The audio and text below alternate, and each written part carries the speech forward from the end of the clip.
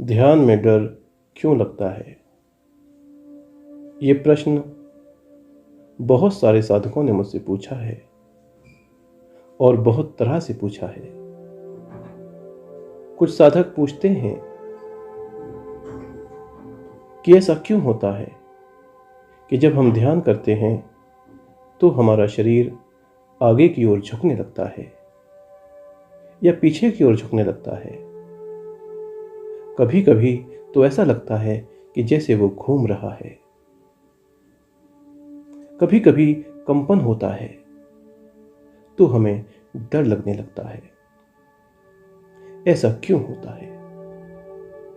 कुछ साधक पूछते हैं कि मन में ऐसे ख्याल आते हैं कि अब कोई भयानक आकृति प्रकट होने वाली है और ये सोचकर मैं डर जाता हूं। तो कृपया बताइए कि ऐसा क्यों होता है? और भी साधक और भी तरीकों से इस प्रश्न को करते हैं। प्रश्न वही है कि डर क्यों लगता है?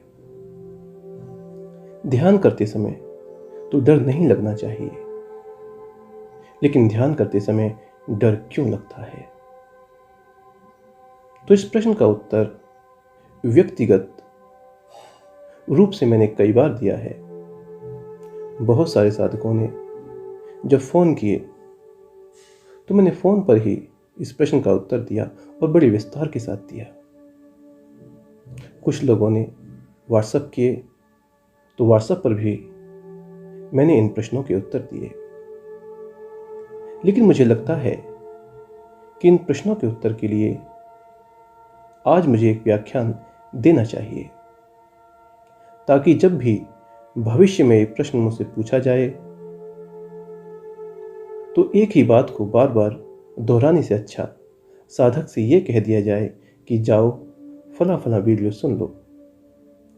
उस वीडियो को सुनने के बाद यदि कोई शंका तुम्हारे मन में बचे तब मुझसे वो शंका तुम कह सकते हो। तो चलिए आज मैं इस प्रश्न का उत्तर देता हूं कि ध्यान में डर क्यों लगता है। तो ध्यान में डर क्यों लगता है, ये जानने से पहले हमें यह पता होना चाहिए कि डर क्यों लगता है। डर का स्रोत क्या है? डर क्या वस्तु है? यदि डर का स्रोत समझ में आ गया तो फिर हमारी समझ में यह भी आ जाएगा कि ध्यान में डर क्यों लगता है। क्यों इस जगत को भवसागर कहते हैं, भय का सागर कहते हैं? यदि हम आंखें खोलकर अपने चारों ओर देखें तो हम पाएंगे कि यहां हर आदमी डरा हुआ है। किसी को कोई डर है तो किसी को कोई डर। हमारे जितने भी कृत्य हैं उन कृत्यों का आधार डर है। हम सुबह से शाम तक डरते हैं। हमें डर रहता है कि कहीं कोई बीमारी हमें ना लग जाए। हमें डर रहता है कि कहीं कोई आर्थिक समस्या हमारे ऊपर ना टूटे। हमें डर लगता है कि कहीं हमारे बच्चों के साथ कुछ बुरा ना हो जाए। बुढ़ापा हमें डराता है। अपनों की जुदाई हमें डराती है और दुष्ट लोगों का संग हमें डराता है। यदि हम ध्यान से देखें तो सुबह से शाम तक हम डरते ही रहते हैं। हम पूरे जीवन डरते रहते हैं और जो ये डर है ये हमें जीवन जीने ही नहीं देता। अधिकतर लोग भय के सागर में जीते रहते हैं, लेकिन बहुत कम लोग हैं जो ये समझ पाते हैं कि उनके जीवन को जो चलाने वाली शक्ति है वो डर है और इस तरह से डर डर के जीने का कोई मतलब नहीं। वो डर से मुक्त होना चाहते हैं, भय मुक्त होना चाहते हैं, भवसागर को तरना चाहते हैं और इसीलिए वो धर्म की शरण में आते हैं। वो ध्यान करते हैं, भक्ति करते हैं, ये सोचकर कि भय से मुक्ति मिल जाएगी।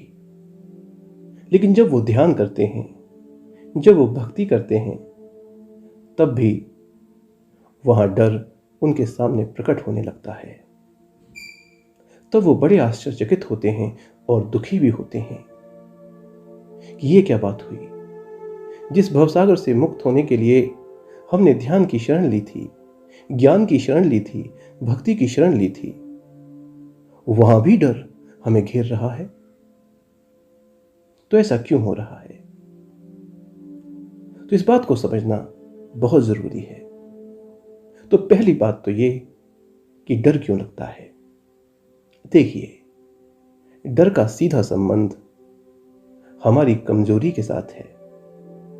जो आदमी जितना कमजोर होगा वो उतना ज्यादा डरेगा। जो आदमी जितना शक्तिशाली होगा वो उतना ही कम डरेगा। यदि तुम्हारा शरीर दुर्बल है तो तुम डरोगे। यदि तुम्हारा शरीर ऐसा है कि वो पानी में डूबकर मर जाएगा, नष्ट हो जाएगा, तो तुम्हें पानी से डर लगेगा।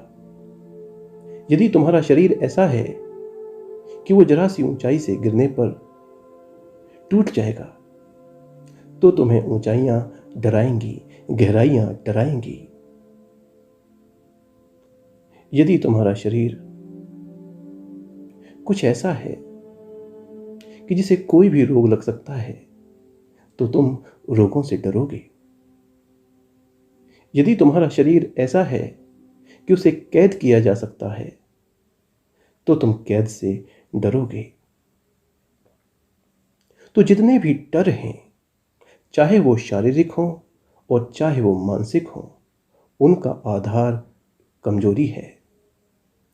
अगर तुम कमजोर हो तो फिर तुम कभी डर से मुक्त नहीं हो सकते।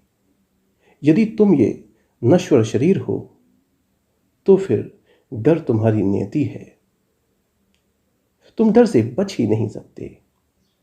किंतु हां, यदि तुम ये शरीर नहीं हो, यदि तुम एक ऐसा शरीर हो जिसे आकाश का कोई डर नहीं, क्योंकि वो ऊंचाइयों से गिरने पर टूटता नहीं है।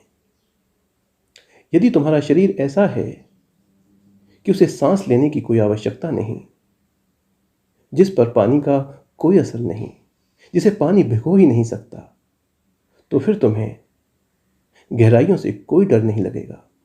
समुंदर से तुम तनिक भी ना डरोगे। कभी मछलियां समुंदर से डरती हैं? मछलियां समुंदर से क्यों डरें?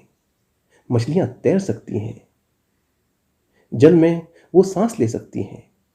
उनके लिए जल कोई डरावनी वस्तु नहीं है। तुम्हारे लिए है, क्योंकि तुम्हारा शरीर कमजोर है। कोई बाज कभी ऊंचाइयों से नहीं डरता। बाज को ऊंचाइयां प्यारी होती हैं, क्योंकि बाज उड़ सकता है। तुम ऊंचाइयों से डरते हो क्योंकि तुम उड़ नहीं सकते। किंतु कल्पना करो, यदि कुछ ऐसा हो जाए कि तुम उड़ने लगो, तो फिर क्या तुम ऊंचाइयों से डरोगे? यदि कुछ ऐसा हो जाए कि तुम पानी में सांस लेने लगो और तैरने लगो, तो क्या तुम पानी से डरोगे? यदि कुछ ऐसा हो जाए कि ये सांस लेने का चक्कर ही खत्म हो जाए, तो फिर क्या तुम अंतरिक्ष से डरोगे? यदि कुछ ऐसा हो जाए कि आग भी तुम्हारे शरीर को ना जला सके, तो फिर क्या तुम आग से डरोगे? यदि कुछ ऐसा हो जाए कि कोई भी दीवार तुम्हें रोक ना सके, तो क्या तुम दीवारों से डरोगे? क्या तुम कैद से डरोगे? नहीं डरोगे। यदि तुम्हें दिव्य शरीर की प्राप्ति हो जाए, तो फिर तुम्हारे अधिकतर डर खत्म हो जाएंगे। तो जब हम ध्यान करते हैं, तब हमें उस दिव्य शरीर की प्राप्ति होने वाली होती है। लेकिन दिव्य शरीर को प्राप्त करने के लिए हमें यह तुच्छ शरीर छोड़ना पड़ेगा। इससे मोह कम करना पड़ेगा। यदि हम इस शरीर से चुपके रहे, इस शरीर के बंधनों से चुपके रहे, इस शरीर के संबंधों को ही हम अपने संबंध मानते रहे और जीते रहे, तो फिर कभी भी हम इस तुच्छ शरीर की कैद से आजाद नहीं हो पाएंगे। हम कभी भी अपने दिव्य शरीर की अनुभूति नहीं कर पाएंगे। तो होता क्या है? होता यह है कि जब तुम एक अस्तित्व से दूसरे अस्तित्व में जाते हो तो थोड़ा सा डर तो तुम्हें लगता ही है। वो डर इसलिए लगता है क्योंकि तुम खुद को एक तुच्छ शरीर समझते हो। इससे चिपकने की तुम्हारी आदत हो गई है। तुमने इसकी कमजोरियों को अपनी कमजोरी मान लिया है। तुम्हें लगता है कि पानी में गिरने से तुम मर जाओगे। तुम्हें लगता है कि तुम ऊंचाइयों पर जाकर टूट जाओगे। तुमने इस शरीर को सत्य मान लिया है। बस यही मानना तुम्हें डर दे रहा है। यदि तुम इस शरीर से मोह खत्म कर दो, तुम ये चिंता ही खत्म कर दो कि शरीर का क्या होगा, तो बस डर समाप्त हो जाएगा। तो जो ये डर है ना, ये डर कुछ नहीं है, बस हिचकिचाहट है। एक अस्तित्व से दूसरे अस्तित्व की ओर जाने के बीच में जो ये हिचकिचाहट का दौर है, बस यही डर है। और इस डर का आधार अज्ञानता है। क्योंकि यदि ये सत्य होता कि तुम भौतिक शरीर ही होते तो फिर तो डर सही था। बात सही थी कि इस भौतिक शरीर के लिए जो भी गलत है, जो भी इस भौतिक शरीर को नष्ट करेगा, उससे हमें डरना चाहिए। तो यदि ये सत्य होता कि तुम भौतिक शरीर होते तो बात सही थी, तो तुम्हारा डर जायज था। लेकिन सत्य तो ये है कि तुम ये भौतिक शरीर हो ही नहीं। इसीलिए जो तुम्हारा डर है वो नाजायज है, वो गलत है। इस अज्ञानता को छोड़ दो, इस हिचकिचाहट को छोड़ दो। तैयार हो जाओ उस विराट अस्तित्व में जाने के लिए। देखो, जब नदी पहाड़ों के बीच से होकर गुजरती है, मैदानों में बहती है, गांव, शहर, जंगल से होती हुई जब वो समुद्र की ओर गमन करती है तो बड़ी प्रसन्न होती है। लेकिन जैसे ही वो समुद्र के पास पहुंचती है तो अपने सामने उस विराट समुद्र को देखकर वो डर जाती है। उसे लगने लगता है कि उसकी यात्रा बस अब समाप्त हुई, अब उसका अंत उसके सामने है, अब नदी मर जाएगी। वो वापस लौटना चाहती है, लेकिन वो वापस लौट नहीं सकती, क्योंकि इस अस्तित्व में कोई भी वापस जाने की सुविधा नहीं है। अगर कोई बूढ़ा ये चाहे कि वो जवान हो जाए तो नहीं हो सकता, और अगर कोई जवान ये चाहे कि वो बच्चा हो जाए तो वो हो नहीं सकता। तो नदी लौट नहीं सकती। नदी का यही भाग्य है कि उसे समुद्र में विलीन होना है। तो नदी डरती डरती उस समुद्र में प्रवेश करती है, और जैसे ही वो समुद्र में प्रवेश करती है तो नदी को पता चलता है कि वो मरी नहीं, वो नष्ट नहीं हुई, अपितु वो समुद्र बन गई। उसका अस्तित्व और विराट हो गया। तो जो हाल नदी का है, बिल्कुल वही हाल तुम्हारा है। तुम डर रहे हो इस भौतिक अस्तित्व को छोड़ने में। तुम्हें डर है कि कहीं ये भौतिक अस्तित्व छूट गया तो तुम्हारे साथ कुछ बुरा हो जाएगा। नहीं होगा। अगर तुम सही ध्यान कर रहे हो और सही व्यक्ति के मार्गदर्शन में कर रहे हो तो कुछ भी बुरा नहीं होगा। मैं लिख कर दे सकता हूं। यदि तुम होश की साधना कर रहे हो तो तुम्हारे साथ कुछ भी बुरा नहीं हो सकता। यदि तुम भक्ति कर रहे हो तो तुम्हारे साथ कुछ भी बुरा नहीं हो सकता। यदि तुम मेरे साथ हो तो तुम्हारे साथ कुछ भी बुरा नहीं हो सकता। यदि तुम मेरा अनुसरण कर रहे हो तो तुम्हारे साथ कुछ भी बुरा नहीं हो सकता। ये बात मैं तुम्हें लिख कर दे सकता हूं। तुम डरो मत, हिचकिचाओ मत। शरीर में जो एक कंपन हो रहा है होने दो।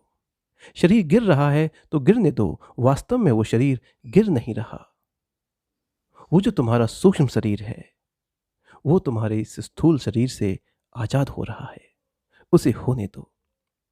इस भौतिक अस्तित्व से आगे बढ़ो। एक दिव्य अस्तित्व तुम्हारी प्रतीक्षा कर रहा है। एक दिव्य शरीर तुम्हारी प्रतीक्षा कर रहा है। एक ऐसा शरीर जिसे पानी भिगोता नहीं है, आग जलाती नहीं है, कोई शस्त्र उसे काट नहीं सकता, जिसे सांस लेने की आवश्यकता नहीं है, जो अंतरिक्ष में विचरण कर सकता है, जिसका वेग अतुलनीय है, जो जहां चाहे वहां जा सकता है। ऐसे दिव्य अस्तित्व की ओर, ऐसे दिव्य शरीर की ओर तुम्हें गमन करना चाहिए। हिचकिचाओ मत।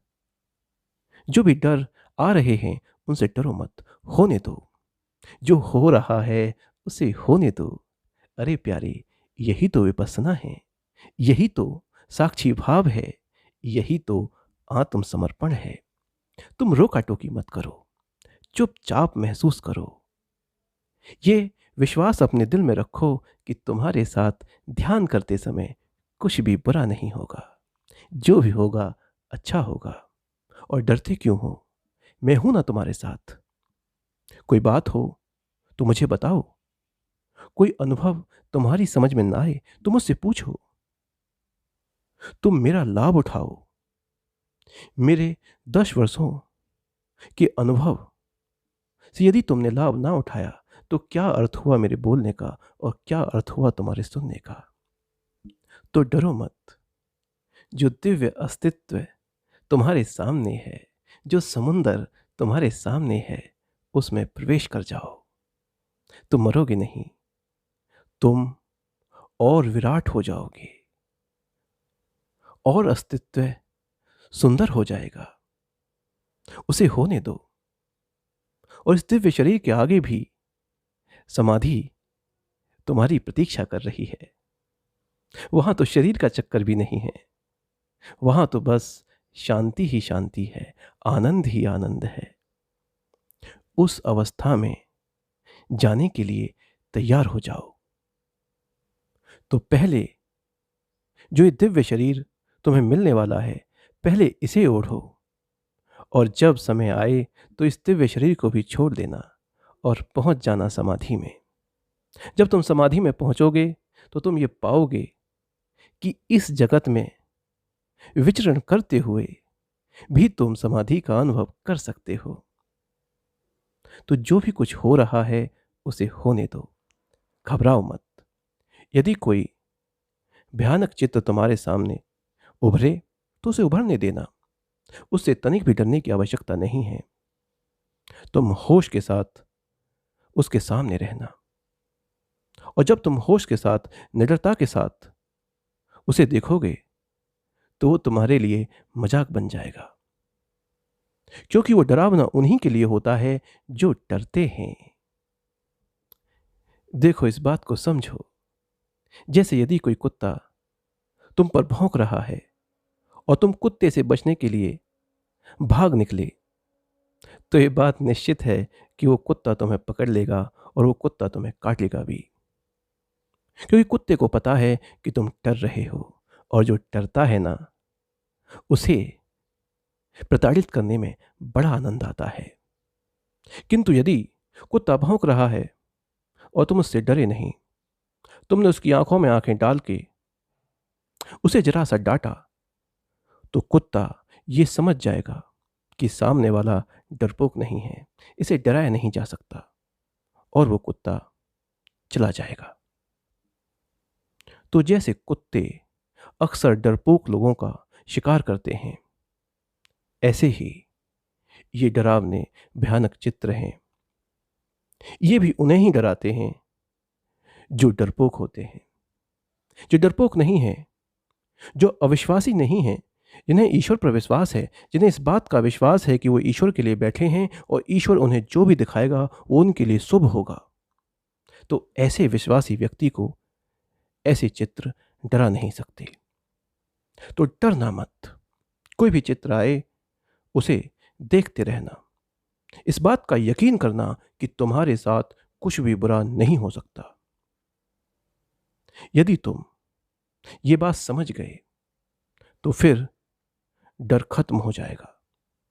इस शुरुआत की जो हिचकिचाहट है वो खत्म हो जाएगी और फिर तुम्हें तुम्हारा दिव्य अस्तित्व अनुभव होगा। और जिस दिन तुम्हें वो दिव्य अस्तित्व अनुभव होगा उस दिन तुम्हें मेरी इन बातों का महत्व समझ में आएगा।